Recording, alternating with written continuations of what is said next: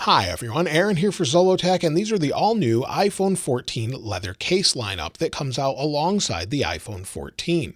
Apple also released these alongside silicone cases, which I have a full in-depth video about, so I have more information about that. Be sure to check out that other video with all the new colors, but we have the iPhone 14, 14 Plus, 14 Pro, and 14 Pro Max cases. We'll talk about compatibility with previous devices, talk about the magnets and more, but from left to right, we have 5 different colors. Now these come in at $59 instead of $49 like the silicone cases. So the leather cases are a little bit more expensive, but they are a little nicer as well.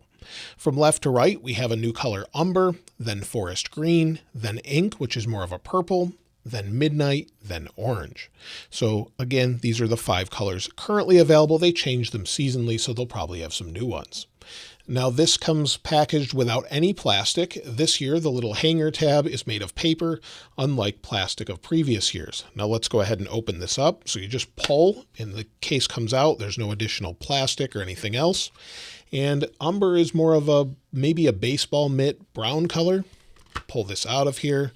Nothing in the box here, and we have some paperwork. Inside it says, this case is made with high-quality supple leather to protect your iPhone. Leather is a natural material, and like a fine leather belt, it may show creases, marks, or a patina over time. Interaction with MagSafe accessories will leave slight imprints. So it's just letting you know about leather and that it does patina, and it definitely does, depending on how you care for it. Of course, here we have just basically our paperwork and then that little paper that tells about leather. So if we go around the case, you can see it's a typical case with a pretty large cutout for that new camera on the back of the iPhone. On the side, we have our power sleep wake button, and it again is this year it's metal. On the bottom, it protects the bottom of the phone. You have cutouts for the lightning port, microphone, and speaker.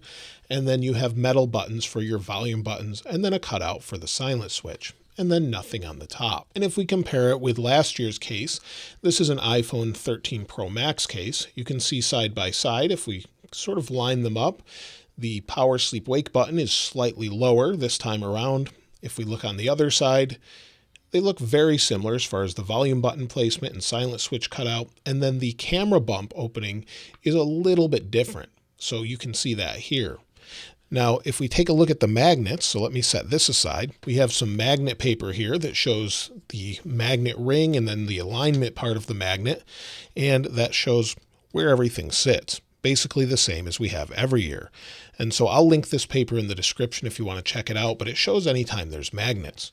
So if we bring in a phone here, the 13 Pro Max rather, you'll see the magnets here, and let's see how the case fits here. So the case probably won't fit on the 13 Pro Max as the 14 Pro Max is slightly narrower. So let's see how this fits. You'll see that the volume button, like I said, is in a different place this time. It's slightly lower with the 14 Pro Max, and the case definitely won't fit. It bulges out a little bit, and even the silent switch is a little bit lower. So as you can see, it doesn't fit. The 14 Pro Max will not fit the 13 Pro Max cases. The cutout is definitely different for the camera bump as well. Now let me remove that, and let's open up the other colors. So here's forest green. Let's open this. That's a nice forest green color. If you're a big fan of forest green, this is a very nice looking color. Of course, again, it will patina over time. The inside matches pretty similarly to what you would expect, pretty much the same as the outside. The next one is ink, and this purple color should probably match the new purple iPhone pretty well. So I wish they'd just call it deep purple or something like that, but let's pull this out of here.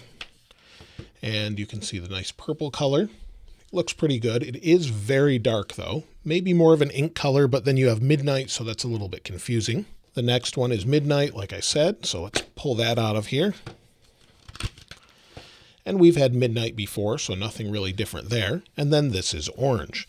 Now it's odd that they just called this orange instead of some other color, but I'm glad they're just calling it orange. I would like to see them revert back to just regular colors, unless maybe they're slightly different shades. But you can see the orange color here, and it's nice and orange inside. I think they did a better job this time around matching the inside with the outside. Now my phone is on iOS 16, and if we bring the MagSafe magnets from the back close to maybe the back of the phone, it doesn't seem to trigger anything as far as bringing up the wallpaper or anything that shows the color of the case.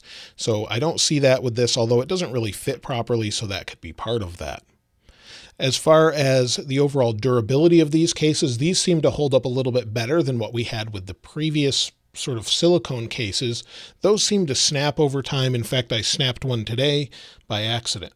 I was actually removing one off of a 13 Pro and it just snapped. So these seem to be less durable, the silicone cases, than the leather ones. And of course, we don't have the metal buttons on the silicone cases.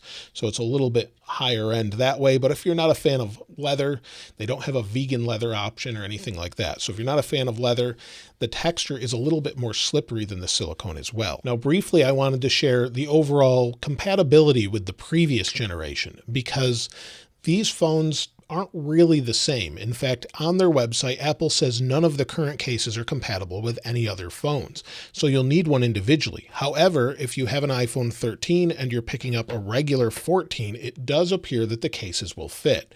Everything seems to be in alignment, from the volume buttons and silent switch to the actual power button. So you can see that here.